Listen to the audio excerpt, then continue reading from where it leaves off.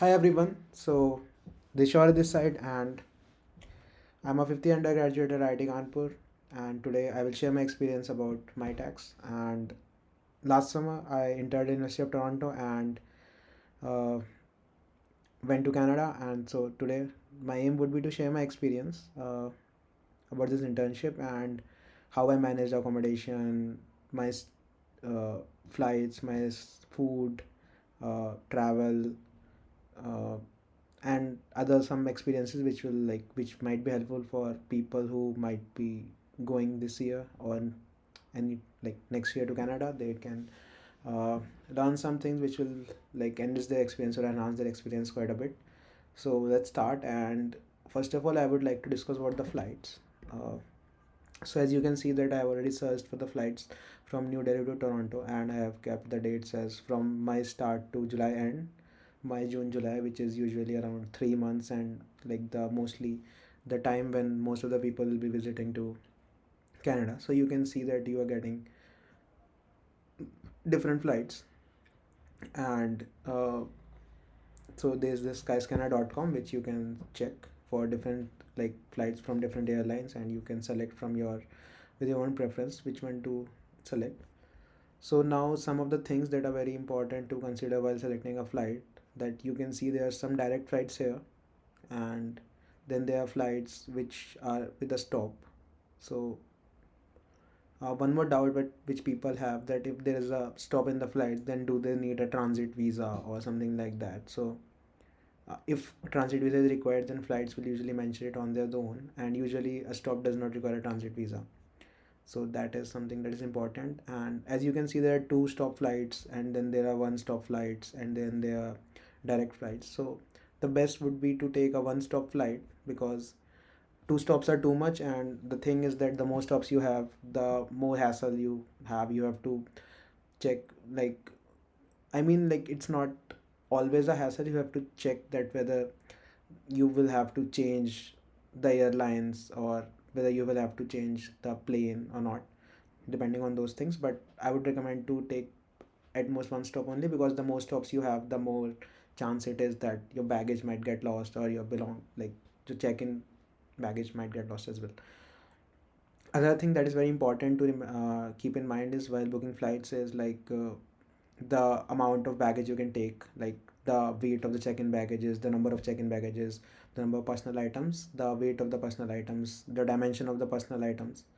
The personal items are the items which you can carry with you to the cabin, right, to inside the aeroplane, and you can keep them with you while traveling. And so these are some things. Then please check that whether the flights are refundable or partially refundable, or like if you want to change the date of the flights, then what will be the cost required for changing the date, whether you can even change the date or not. So those all those things are very important, because you might later at the later stage you might want to change the return date as well, or you might change the entry date if your visa might get delayed, right? So those are some things that you should be really careful about while booking the flights. And one small basic tip that I can give you is, like, when you are checking in your baggage, then please make sure that it is tagged for the correct flights. Like, they'll usually tag it for the correct only, but just check it once, because I have seen some of my friends, not in this Mitacs thing, but I have seen some of my friends who might have lost their baggage because of this. And it can get really hard if you lost your baggage at if you are standing in like Toronto airport or Canada at some airport, and you can see that your baggage is not coming out. So that can become really uh, a problem, right? uh, Now let's go to the thing, that's the accommodation. Accommodation is a very major thing, the major expense as well that you have to manage when you're going to Canada. So for accommodation I will mainly covering for Toronto only, because that's where I stayed, because I entered University of Toronto. So there are a lot of university housings, like there is my Victoria College for University of Toronto. And please mind that you do not necessarily have to be an intern University of Toronto to stay in these places. Anyone can stay, even if you are interning at York University or some other university. Then you have New College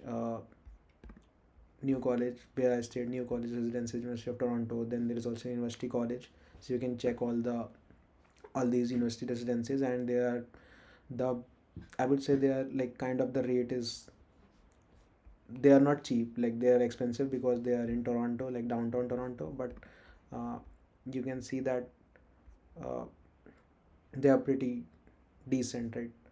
uh, like the rates, so for me it was around $25 per night when I stayed in like a double room in University of Toronto, this new college. As you can see, for this time, May 6 to July 17, 2024, so they are charging around about $34 per night for a single room, and 55 dollars for a double room. I mean, 55 by 2, that would be around $22.5, or 53 by 2, that would be $21.5. So there's something that you should keep in mind. And so that is something that you should keep in mind while booking. Then what all, like the one thing that people asked me as well, like how did you manage your food or those things. So you can take your utensils and stuff and you can cook there. And cooking, if you cook yourself, that would be fine. You can get a like fridge. Usually there are these fridge rentals there where they will give you fridge for like 3-4 months, uh, at like lump sum rate of $70, $80, depending on the size of the fridge you are taking. So that you can opt for, that you will need to opt for, because you will need to keep bread and all those things that you will be bringing. Apart from that, you can use the Tiffin Stash site. So there is a Tiffin Stash site which offers different tiffin options which you can choose for a one meal. Usually you can do it for a dinner, and they have various options, and you can change your uh, tiffin every week as well, or you can order for a month if you want. But we usually change it every week because we wanted to try different menus. And we it costed around $8 to $9 per meal, because we were two people. If you're two people, then it will cost less. If you are alone, then it might cost a little more, to $10 per meal, which is again very affordable, like, right? uh, Apart from that, now if we come to travel, then there is one Presto card that you can get, and with using a Presto card you can travel all over Toronto as well, like different place. There are a lot of different options, like different services which come at, which you allow you to pay with a Presto card. So it's also it's a good one, good option. So we have covered some very important things. After that, let me show you like what all places you can travel, right?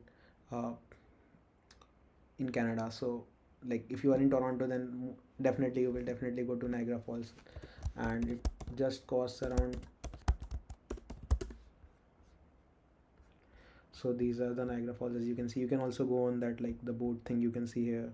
Like you can, it's, I don't remember what it's called, but yeah, we went there as well, and it was okay. You can feel the drops falling from the waterfalls on you.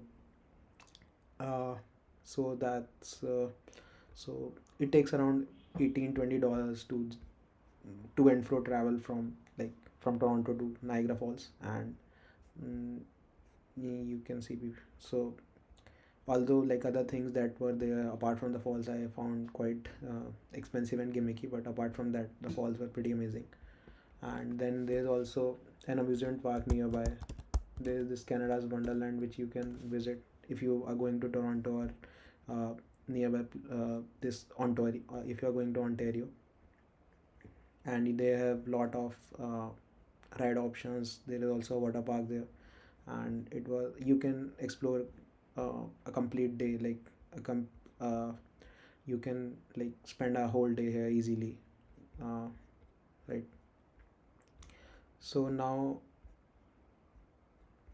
apart from that, where you can go to Quebec City. Quebec City is basically a French, is capital for Quebec. There's a French province. You can get a lot of French architecture here. You can see, like, you will see, you can feel the French culture. It's basically a primarily a French colony, and most of the people who live here speak French. And even you will find a lot of people there who will not speak in English. They will only speak in French. So you will have a good experience here as well. If you plan to visit, you can cover Quebec City and Montreal in one go if you are in Toronto, or if you are in Ontario. uh, Then there is one more place I went. This is the Canadian Rockies in Alberta, but it's a little far for people who will be going to Ontario. So this is like some images from Banff, and these are just very nice. The place is like just pretty, like it's very aesthetic, and like you usually don't get these kind of hills in India, and you will just like the scenic beauty is just amazing there. But it will be a little difficult to go there because you will have to take a flight, and it will like total trip will easily cost you from $700 to $800 if you are in Ontario. So it's a choice. I would really recommend if you like traveling, and if you want to like experience something great, then this is a good option. You can try this. Then after that, let me share about some of the things that I experienced which can be useful for you guys. Like you will have to open an account there, right? Because you will need your stipend that you are getting. So the account that you will open, try to open in, like you can choose any bank. I'm not promoting any bank. You can choose any bank, but every bank will have different options. Try to take an option in which uh, there will be some preconditions, and based on the preconditions you will get some bonus amount. Like in my case, there was the new to Canada package in TD Bank which provided some $200 $300 bonus for a new account. So that can be helpful for you, so you can try that. uh, and other than that, what else?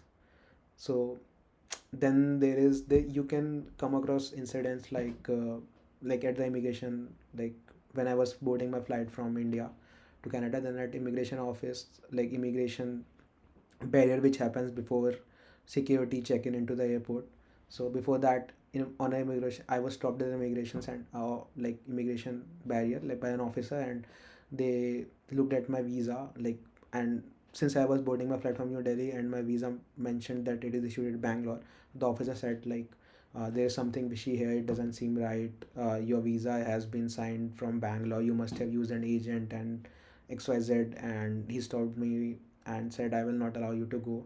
Try to ask to some other immigration officer. Like there are different booths there, and you can choose.